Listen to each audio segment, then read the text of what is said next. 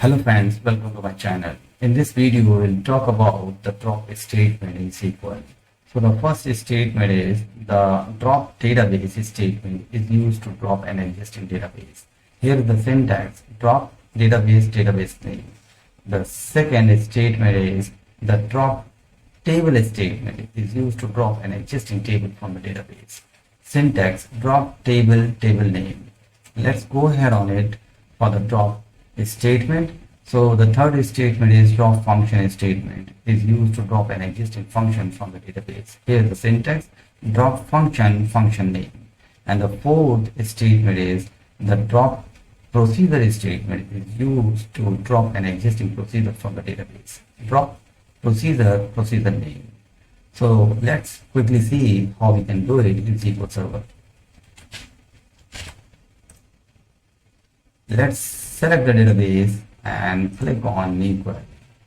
So I already created the database, new database, and the table inside it, users table, and then I have created a procedure and the present. We can see that the function and the procedure I have created here. Let's quickly see the drop statement. Drop,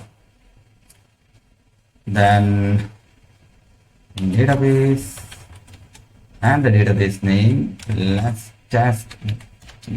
Okay, then drop table name, that is the users table, and then drop function name. I have created the function name, and let's do the drop procedure and the procedure name. I have created the procedure is, let's jump on the procedure here, this one, just drag and drop here. Similarly, you can remove it, this, and drag and drop the function. So, and here as well, if you want to drag and drop the users table, it would be good, and drag it here. So let's quickly execute one by one. So we can start from bottom and then we go on the database, because if we run this, all will go on automatically. So just drop this one first, drop procedure name, execute it. It is executed successfully. Drop function and then drop table, and we will drop this database. Let's refresh it first and then see if it is working. So see, the table is not there. Now in procedure section, we cannot see any procedure inside, and then similarly for the function, we don't have the function here. So in the scalar value function, we have created it. So all are gone.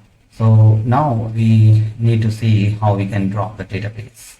So I already closed the current session, which was used to drop function, procedure, and table. Now just click on new query, and instead of selecting the database which you are going to delete, so just select the master and then use the drop statement, drop database and the database name, because you cannot use the same session while dropping the database. Okay, so make sure you are selecting the master and then using this new query with the master session, and then try to drop the database.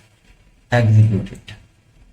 Now we can see that it is executed successfully. Just right click on databases and click on refresh. You can see that test DB new has been dropped. So this is how we can use the drop statement. That's it from this video. Thank you for watching.